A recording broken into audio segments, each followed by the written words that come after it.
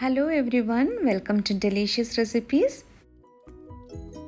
ഇന്ന് നല്ലൊരു നാടൻ മത്തിക്കറിയുമായിട്ടാണ് ഞാൻ വന്നിരിക്കുന്നത്. ഇതെൻ്റെ അമ്മയുടെ ഒരു റെസിപ്പിയാണ്. അതുകൊണ്ട് തന്നെ ഈ നാടൻ മത്തിക്കറിക്ക് കുറച്ച് ടേസ്റ്റ് കൂടുതലുമാണ്.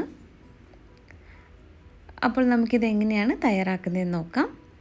ആദ്യം ഇതിനാവശ്യമായിട്ടുള്ള ചേരുവകൾ എന്തൊക്കെയാണെന്ന് നോക്കാം. ഞാനിവിടെ മത്തി നന്നായിട്ട് കഴുകി വൃത്തിയാക്കി വെച്ചിട്ടുണ്ട്. ഇത് 20 മത്തിയുണ്ട്. പിന്നെ നമുക്ക് വേണ്ടത് കുറച്ച് ഉള്ളിയും പച്ചമുളകും കറിവേപ്പിലയും ഇഞ്ചിയും വെളുത്തുള്ളിയുമാണ്. കുറച്ച് കുടംപുളിയും കൂടി ഞാനിവിടെ എടുത്ത് വെച്ചിട്ടുണ്ട്. ആദ്യം ഈ മൺചട്ടിയിൽ കുറച്ച് വെളിച്ചെണ്ണ ഒഴിച്ചു കൊടുക്കാം. ഇനി വെളിച്ചെണ്ണ നന്നായിട്ടൊന്ന് ചൂടായി വരുമ്പോൾ 1/2 ടീസ്പൂൺ കടുക് ചേർക്കാം. കടുക് നല്ലതുപോലെ പൊട്ടി വരുമ്പോൾ ഇതിലേക്ക് ഞാനിപ്പോൾ സവാളയാണ് ചേർക്കുന്നത്. ചെറിയ ഉള്ളി ഉണ്ടെങ്കിൽ അത് ചേർക്കുന്നതാവും ഏറ്റവും നല്ലത്. ഇതിപ്പോൾ ഒരു ചെറിയ സവാളയുടെ ഏകദേശം പകുതിയോളം ഞാൻ എടുത്തിട്ടുണ്ട്. ഇനി ഇത് ചെറുതായിട്ടൊന്ന് വഴറ്റിയെടുക്കണം. സവാള ചെറുതായിട്ടൊന്ന് വഴറ്റി എടുത്ത ശേഷം ഇതിലേക്ക് നമുക്ക് പച്ചമുളകും കറിവേപ്പിലയും കൂടി ചേർക്കാം. 3 പച്ചമുളകാണ് ഞാനിപ്പോൾ ചേർത്തത്. ഈ പച്ചമുളകും കറിവേപ്പിലയും ഒക്കെ ഒന്ന് വഴന്ന് വരുമ്പോൾ ഇതിലേക്ക് നമുക്ക് ഇഞ്ചിയും വെളുത്തുള്ളിയും കൂടി ചേർത്ത് കൊടുക്കണം.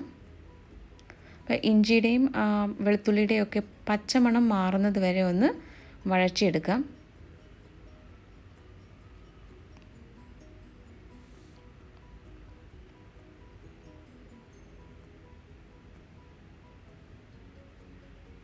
ഇവിടെ ഇഞ്ചിയും വെളുത്തുള്ളിയൊക്കെ നന്നായിട്ട് വഴറ്റിയെടുത്തിട്ടുണ്ട്. ഇനി നമുക്കിതിലേക്ക് ചേർക്കാനുള്ളത് പൊടിവകകളാണ്. 1/4 ടീസ്പൂൺ മഞ്ഞൾപ്പൊടിയാണ് ഇപ്പോൾ ചേർത്തത്. ഇത് നന്നായിട്ടൊന്ന് മൂപ്പിച്ചെടുക്കണം. ഇനി അടുത്തതായിട്ട് ചേർക്കുന്നത് മുളക് പൊടിയാണ്. 3 ടീസ്പൂൺ മുളക് പൊടിയാണ് ഞാനിപ്പോൾ ചേർക്കുന്നത്.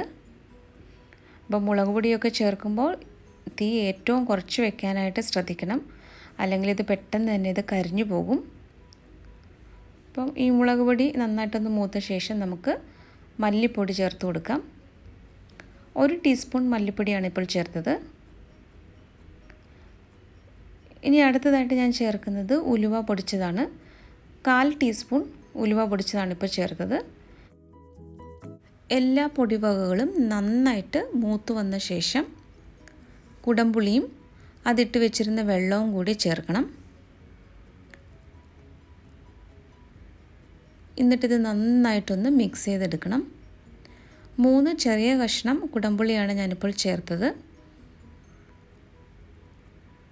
അപ്പോൾ ഇത് നന്നായിട്ടൊന്ന് ഇളക്കി യോജിപ്പിച്ചെടുത്ത ശേഷം ആവശ്യത്തിനുള്ള വെള്ളം ഇതിലേക്ക് ഒഴിച്ചു കൊടുക്കാം.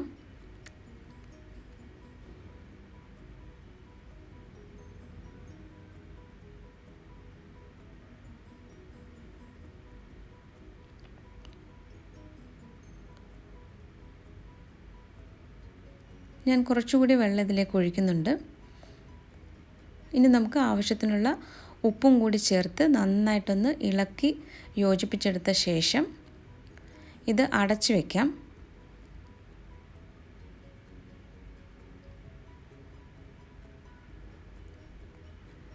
ഇപ്പോൾ ഇവിടെ ഇത് നന്നായിട്ട് തിളച്ച് വരുന്നുണ്ട്.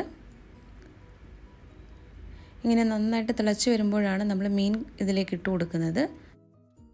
ഇത് ചെറിയ മത്തി ആയതുകൊണ്ടാണ് ഞാൻ കട്ട് ചെയ്യാതിരുന്നത്. അപ്പം നിങ്ങൾക്ക് വലിയ മത്തിയാണ് കിട്ടുന്നതെങ്കിൽ അതൊന്ന് കട്ട് ചെയ്തിടുന്നതാവും നല്ലത്. അപ്പോൾ ഓരോ മത്തിയായിട്ടും ഇതിലേക്ക് ഇട്ട് കൊടുക്കാം. ഇനി എല്ലാ മീനും ഇതിലിട്ട ശേഷം ഇതുപോലെ ഒന്ന് ചാറിലേക്കൊന്ന് ചേർത്ത് വയ്ക്കാം. ഇനി ഇതിന് ശേഷം നമ്മൾ സ്പൂണിട്ട് ഇളക്കില്ല.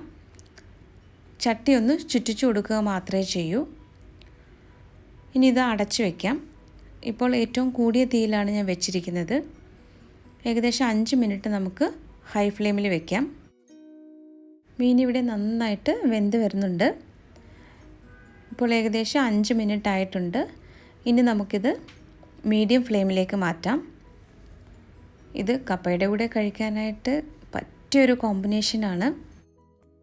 ഇനി മത്തി കിട്ടുമ്പോൾ ഇതുപോലെ ഒന്ന് ട്രൈ ചെയ്ത് നോക്കണേ.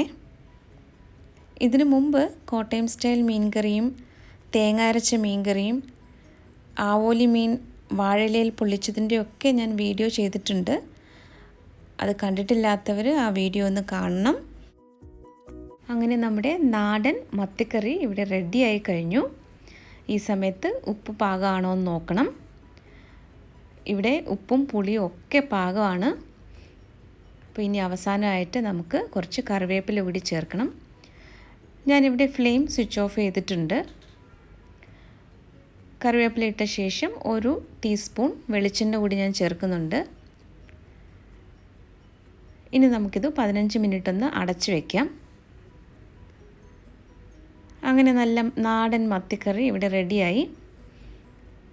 അപ്പോൾ ഇന്നത്തെ റെസിപ്പി എല്ലാവർക്കും ഇഷ്ടമായെന്ന് കരുതുന്നു. റെസിപ്പി ഇഷ്ടമായാൽ ഡെലിഷ്യസ് റെസിപ്പീസ് ചാനൽ കൂടി ഒന്ന് സബ്സ്ക്രൈബ് ചെയ്യണം. ലൈക്ക് ചെയ്യാനും ഷെയർ ചെയ്യാനും കമൻറ്റ് ചെയ്യാനും മറക്കരുതേ. മറ്റൊരു നല്ല റെസിപ്പിയുമായിട്ട് വീണ്ടും വരാം. Thank you.